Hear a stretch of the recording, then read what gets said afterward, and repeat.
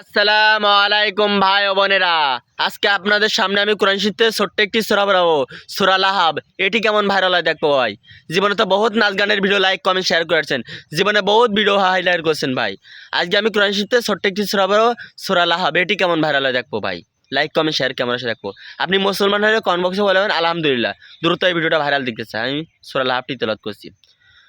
أعوذ بالله من الشيطان الرجيم. بسم الله الرحمن الرحيم.